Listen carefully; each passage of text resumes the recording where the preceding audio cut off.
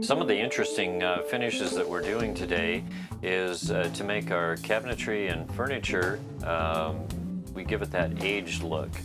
And aging the wood is just not a process of taking a chain and beating it or taking some gouges and hitting it indiscriminately. We try to analyze the wood and estimate how that wood would look in 75 years, say, given the age process, exposed to the elements and so forth, but also to give it that finished beauty too. And you can see this being done right now, that each knot is addressed in an area that perhaps worms would have eaten it. We use specialized gouges and chisels, again, to give it that real aged look. Wood naturally cracks at the joints in the aging process, so we add this in by giving it a similar look. Sanding is a large part of our finishing process. It's very important so that when the customer polishes and cleans the piece of furniture, that they're not going to get their dust rag snagged on areas that might cause some problem. We're using an Italian brush here to apply the stain so it goes on evenly. The wood has been preconditioned before the stain goes on. It's so important to every detail that it's done in a systematic way, in an organized fashion.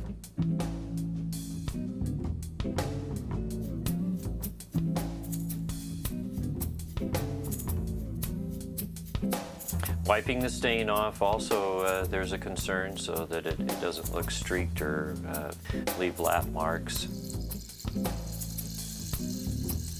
We're adding the black border that will be dry brushed in, giving it that beautiful finished look.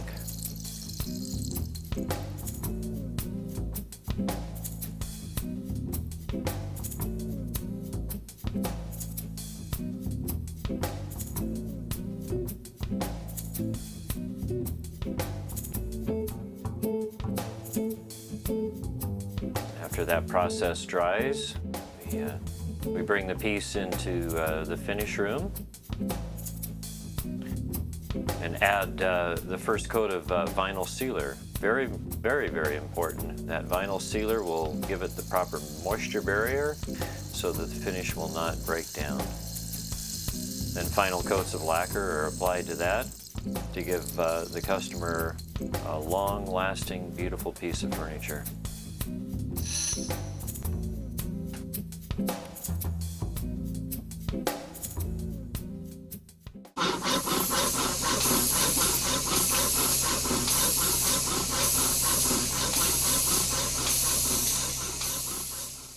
After our cabinets come out of the paint room, what we like to do is put them back together again here in the shop, just as they go in your house.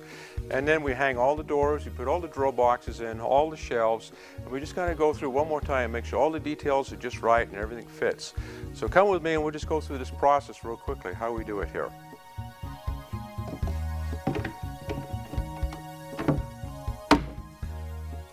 Okay, we use a Salici hinge here in the shop. It's a quick clip hinge. And we go ahead and rehang all the doors, make sure they fit right, and then go ahead and put these bumper pads on here.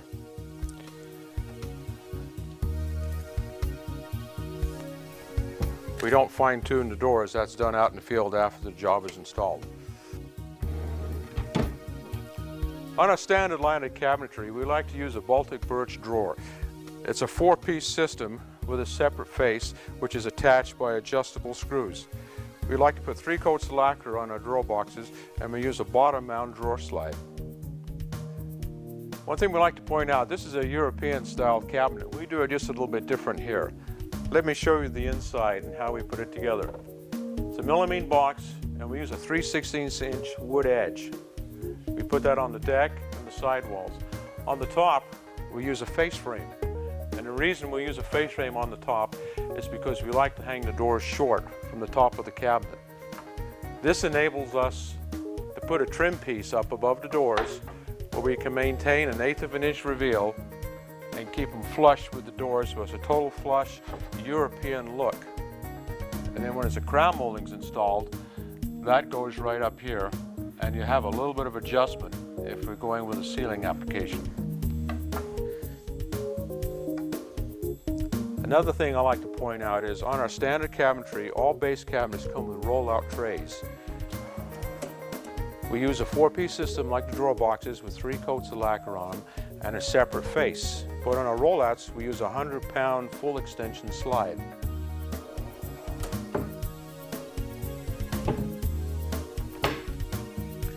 Another thing we like to point out to help install cabinets easier, on an application when the cabinet goes against the wall, we use these scribe rails which are attached after the cabinets are screwed to the wall. And these are pre-notched, so in scribing you only are scribing a 1/4 inch. Then they are just attached to the cabinet with a little bit of glue. On a cabinet that requires a finished end, we like to pre-install these in the shop. We use a 3/4 inch sidewall which comes out flush with the face of the doors, and you maintain that same 1/8 inch gap. These are available in a veneer panel or also in a raised panel and many other different options depending on the budget and the style of the cabinetry. All our shelves come standard with a 3/16 solid wood edge, and then they are pre-fit in the cabinet before delivery.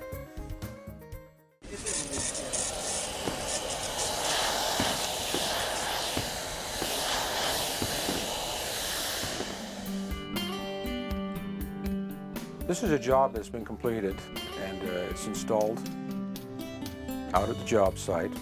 Here you see a solid alder top. It's been distressed heavily and has a different stain color on it. This house is done with multiple colors, which really came out really well. We're really proud of this one.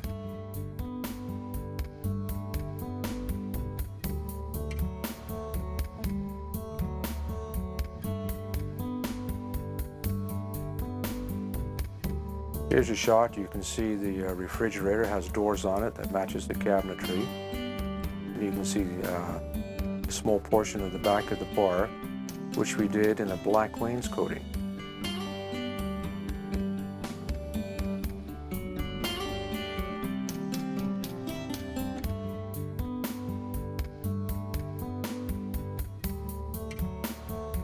Here's a shot from inside the kitchen, kind of looking out into the dining area. You can see that the countertop is kind of a tile top. It's kind of a hard stone. And there's a cutting table there that we made. Here's our drawers with an organizer system in it for the silverware. And once again, roll-out trays, which is standard in all our cabinets. This cabinet here, you see we have a spice rack built into the door. Here's an example of our crown molding detail that we do with the molding that's flush with the doors that we talked about earlier.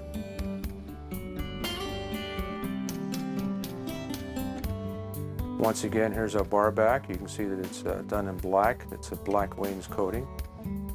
We got some corbels underneath there that we've distressed, kind of wore the finish off to give it that old country flavor. And here's a wet bar. This is also done in black with a natural alder top that's been heavily distressed. This particular cabinet I made at a cabinet shop I was employed by in Twin Falls. I was directly involved in it. It wasn't really made at Valley Woodworking Associates, but it's something that I'm really proud of, the way it just came out. You can see here the doors on the top. They're kind of a curved, matches the style. The finish is distressed. It's been kind of rubbed through. One awesome thing about doing this kind of work is you get to see it installed in the customer's house after it's all done, and just the expressions on their face when they look at it, it's just beautiful.